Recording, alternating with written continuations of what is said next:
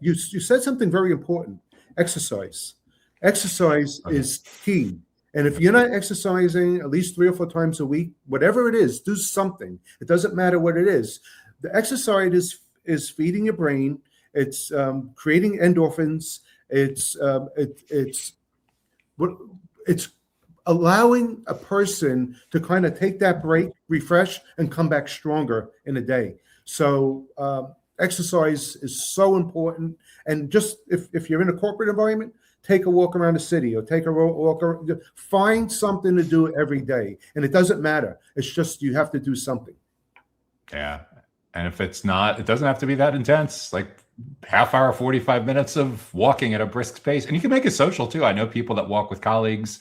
I know people that walk and they have their AirPods in and they're taking work calls and stuff like that. But yeah, I'm a huge believer of multitasking and double dipping and getting the daily cardio routine to match up with the professional development. Like I said, I'm not perfect either. There are days, probably 1 or 2 days out of the 7 a week, where definitely I need to decompress and completely unplug from work. But there's a significant chunk of the time and over the course of the year, those habits really add up.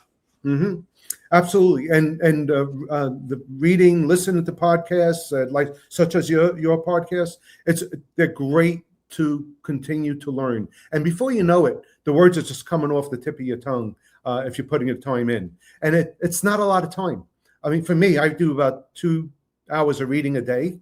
And that's not work related. It's just learning and continuing to be sure that I'm in sync with where society is going.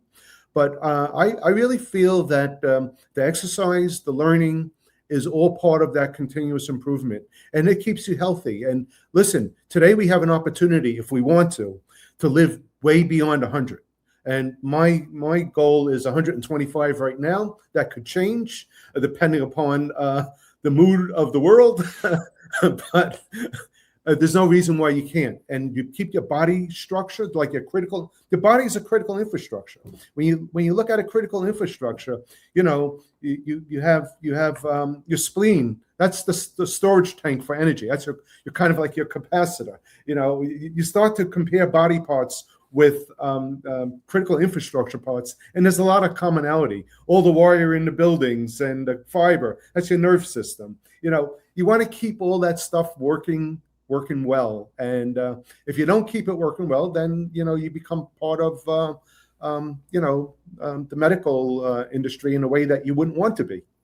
Yeah, I think too, if there's someone watching or listening to this right now that's a product manager for Fitbit or MyFitnessPal, or on the other side, on the learning and development side, whether it's Audible or Coursera or Google Career or something, there's an enormous opportunity to marry those two things together to get people that are tracking their calories and their heart rate and everything to be thinking about professional improvement, and vice versa.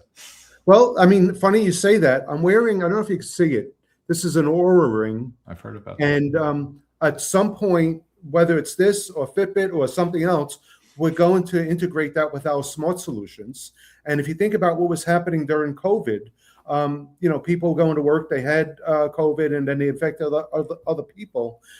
But what we were doing back then is we were looking at the temperature range of a person. And if you had a temperature, you would want to get an alert. But you got to go through the human resources with that piece. But with smart solutions, we're integrating robotics, wearables, the new Meta Glass. Apple's coming out with something at the end of this year, early next year. Those are all tools that the industry can embrace. Even wearable gear. All of this is tools. Remember, one of the challenges we have in our industry is we work in a very, very stressful environment. But you have to manage your own stress, and you have to understand how you react and respond to problems. And now, obviously, if you don't have the right tools, the right technology, the right techniques in-house, the right onboarding programs, well, you have a problem, and that's going to create stress levels much higher than you could imagine. And I think we have an opportunity as an industry, as we take some of these wearables and we start incorporating it into various scenarios and how we are reacting and responding. There's a real important health piece to this that we all need to be considering. And being in an industry like this, where we're still evolving, I can tell you, a lot of companies don't have playbooks and they don't have operational onboarding training programs. There's so much that they don't have, and they're throwing people into the fire. And you have young kids managing $1 billion budget, and they don't have the background yet. They're learning, they're trying to be able to get to that point. At least you have to have a really good level of intelligence, but they don't have all the right skill set. And this is where the problem is in the industry. When you look at classical computing data centers, colos, hyperscale data centers, it doesn't matter. We've got to be able to run these, because without running these critical infrastructures, we're in a stone age overnight. And it can happen in very different ways. And we just need to be prepared and have that scenario type training, and look at the digital twins, and how would a digital twin help a young engineer coming into the industry learn, and how would you use that digital twin? How would you create the scenarios that you need? And it's like a game. And so what we need to do is take those scenarios, put it into a gaming environment where the kids could learn with something that they're already accustomed to doing. And rather than killing all these people with these games, let's do something, build a city. SimCity was something years ago, but let's build a critical infrastructure and have 200 scenarios that you have to go through, and look at what's happening most in your facility. Get trained on those scenarios first, so you can operate your critical infrastructure without fear. AI is not taking over the critical infrastructure just yet. In some ways, yes, it's providing good insight, recommendations, and feedback. But again, you have to know, does that feedback really make sense? And again, only if you have a proper coach, a proper mentor, you have that ability to understand if you are really understanding a scenario and how to respond situationally. And so this is really, really important. The gaming part of this could be a real good and fun way to do it. So why wouldn't the colleges have digital twins and teaching this to the students?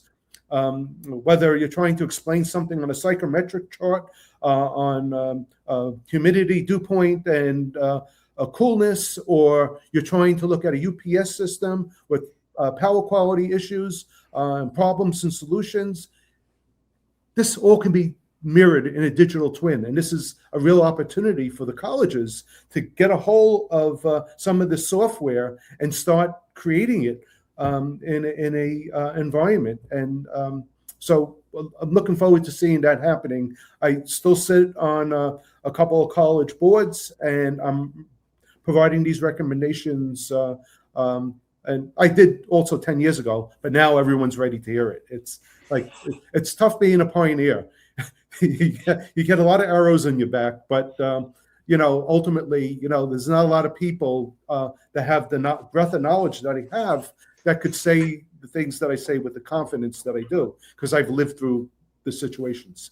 The arrows in your back reminds me of the scene at the end of the Moneyball movie where Brad Pitt's sitting in the press box at Fenway Park and talking specifically about that you're messing with decades of institutional knowledge of baseball. I think about the parallels of professional football, professional baseball, and how they've been IoTing enabling the players in football for probably 10 years, and baseball in the last few. But if I think about too, if you want to be able to reach that next generation in digital twins and IoT, like maybe the future of the simulations looks a lot more like Roblox or Fortnite or something, reaching them literally where they are in late teens with the platforms already on.